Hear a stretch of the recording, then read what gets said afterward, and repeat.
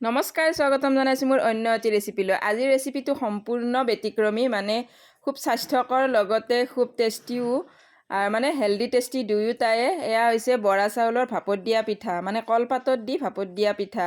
ল'ৰা ছোৱালী যদি এই পিঠাবিধ খাব ইচ্ছা নকৰে, মোক তেতিয়া আপোনালোকে কমেণ্ট কৰি জনাব। খাবয়ে তেন্তে বলক বেছি কথা নকয় এয়া ৰেচিপিটোৰ মাজলৈ যাওঁ। ৰেচিপিটো মানে বনাবৰ কাৰণে মই বৰা চাউল তিয়াই থৈছিলোঁ 2 বাটি। যিহেতু এতিয়া নতুন বৰা চাউল ওলাইছে, আপোনালোকে ৰাতিয়ে তিয়াই থৈ দিব, বা ৰাতি তিয়াই নথলেও দিনত 3-4 ঘণ্টা তিয়াই থলেও হৈ যাব।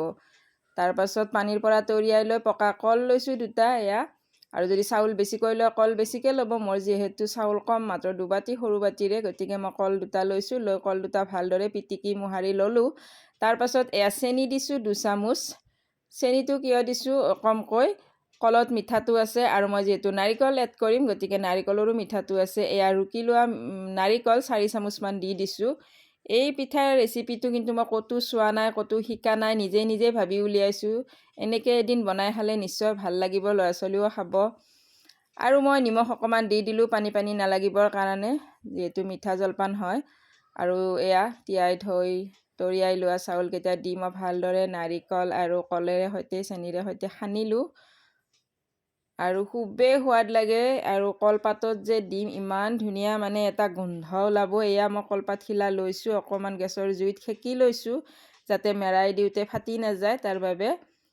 তাৰ পাছত মই সানি লোৱা বৰা চাউলখিনি এনেকৈ দি দিম এটা পিঠাৰ চেপত।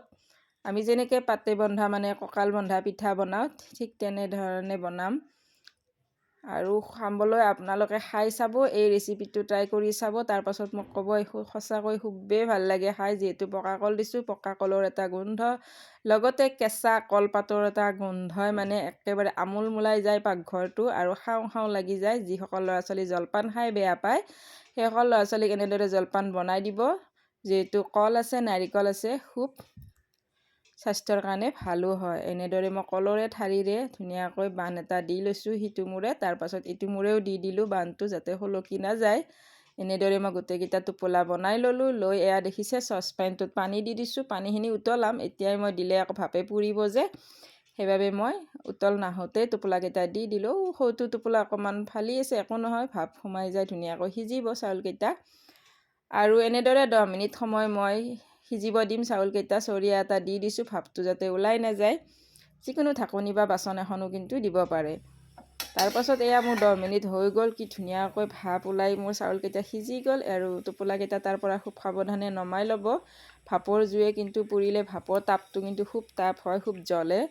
গতিকে ভালদৰে ডাঙৰ দীঘল চামুচ এখন লৈ টোপোলাকেইটা নমাই ল'ব। ময়ো তেনেদৰে নমাই ল'লোঁ। এয়া দেখিছেনে কি ধুনীয়াকৈ কোমলি আহিছে, সিজিছে, খুবেই মানে ভাল লাগিছে। তো 3টা টোপোলা আছিল, প্ৰথম টোপোলাটো খুলি মেলি খাব দিলোঁ, এইটো ছেকেণ্ড, আৰু এইটো এটা থাৰ্ড।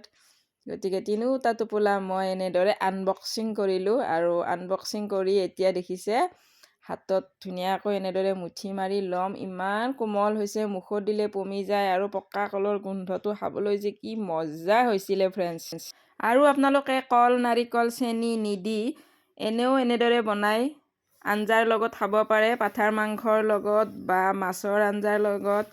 মানে যিহেতু বৰ্তমান ভোগালীৰ উৰুকাৰ দিনাও আপোনালোকে এনেকৈ খাব পাৰে, কিন্তু তাত নাৰিকল, চেনি আৰু পকা কলটো নিদি এনেই বনাই আঞ্জাৰ লগত খাবচোন, খুবেই ভাল লাগিব।